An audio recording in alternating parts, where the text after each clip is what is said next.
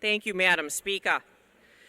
Madam Speaker, and through you, to my esteemed House colleagues, I rise in support of my amendment to 4930 in the critical need of paid leave for those who suffer loss in pregnancy termination services.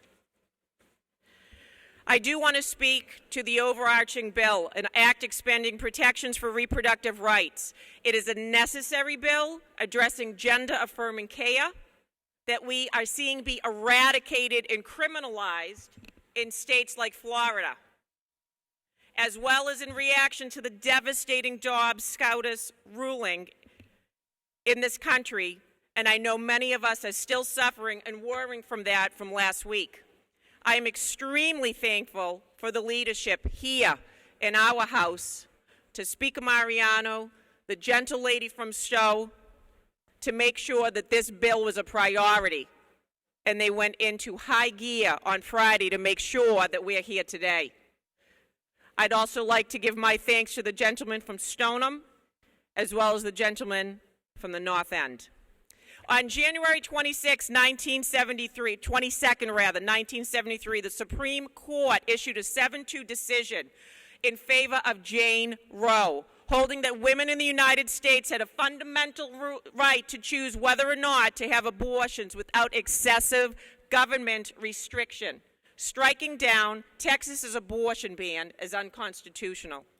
This decision was made 10 months prior to my arrival to this planet, November 22nd, 1973. Not one day as a young adult, a single career-oriented woman when I was living my best life in Boston, New York, D.C., or as a married mother of 2, and my 9-year-old's up there in the gallery, by the way, hi baby, have I ever had to worry about whether or not I was going to have full coverage to reproductive health care. The Dobbs decision puts the brakes on all of that. Even my 9-year-old Rose, who's in the gallery, and her sister Hadia, who's 12, both realized how grave this decision was. And my 12-year-old said to me unprompted, "Mama, what does this mean if I'm a teenager and make a mistake? Am I going to have to become a parent? What if I'm still living at home?" As a legislator, I bring my own life and career experience to this job. I've worked on Capitol Hill addressing and advocating for common sense immigration policy. I've worked on and advocated for the first ever maternal mental health legislation ever passed and funded by the federal government. I have years dedicated to maternal and child health policy, working with the past 3 federal administrations on how we take care of and treat pregnant, birthing, and postpartum women, especially around mental health care. It is my duty to protect the most vulnerable and fight for freedom of bodily autonomy as it relates to reproductive care. And as a mother, it is my duty to protect my children, your children, our children. And I'm here today doing just that. In light of the Dobbs decision, this legislative body should recognize that parents and parents-to-be are living in the time of intense social stress, facing the combined impact of a global pandemic, infant formula shortages, mass gun violence, and the fundamental changes in access to reproductive health care. Individuals who are pregnant or have recently given birth may worry about, how's COVID going to affect me? How will it affect my baby? How are they going to feed their infant? How can they keep their children safe? How are changes to this law going to affect them and their family?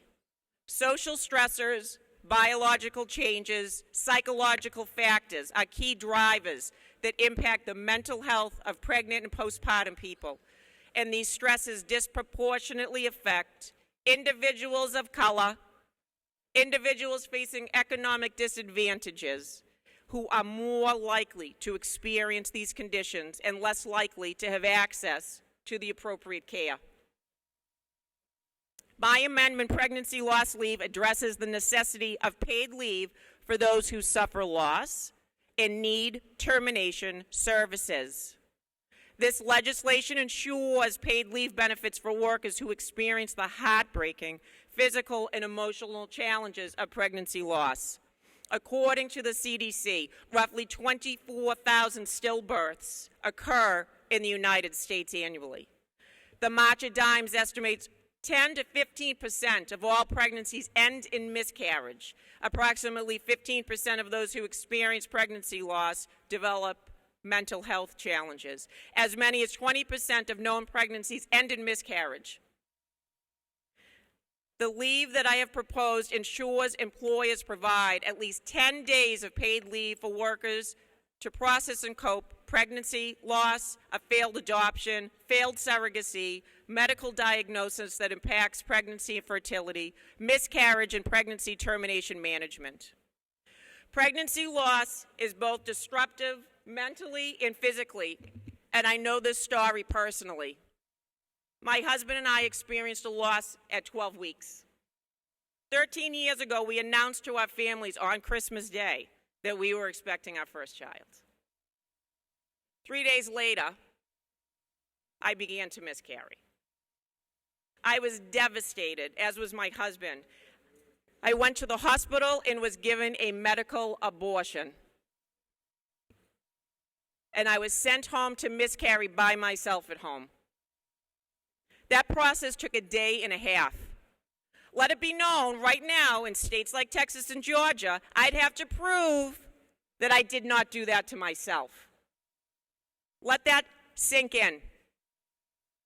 I would potentially face criminal prosecution because of my miscarriage. Weeks later, I suffered a severe hemorrhage due to an incomplete miscarriage at my home when it was admitted to the hospital for a surgical abortion. The safe access I had to that health care was critical and life-saving for me. Now I am the mother of a beautiful 9-year-old, Rose, and Hadia, 12 years old.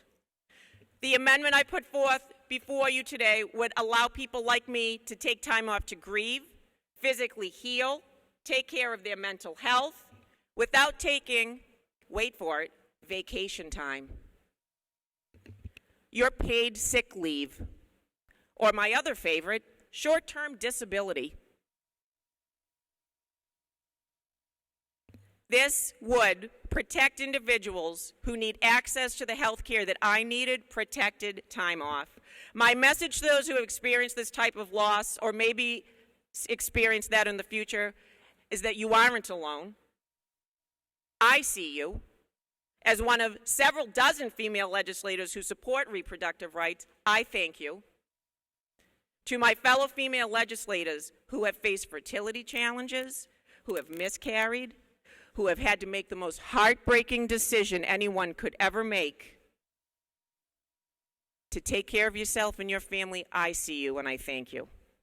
As we look to the future of the body of work that needs to be done in this legislative body, I would ask the amazing leadership that we have here to consider the critical and necessary policy updates and changes as it relates to how the Commonwealth continues to support pregnant and postpartum women. The foundation of a healthy society depends on us. I'm so moved, I want to vote on my amendment, but I'm going to withdraw it. But I believe it was very important for me to share this story today because sometimes these issues are not as black and white as we like to make them seem. And I am your colleague, and I needed abortion care. Thank you very much.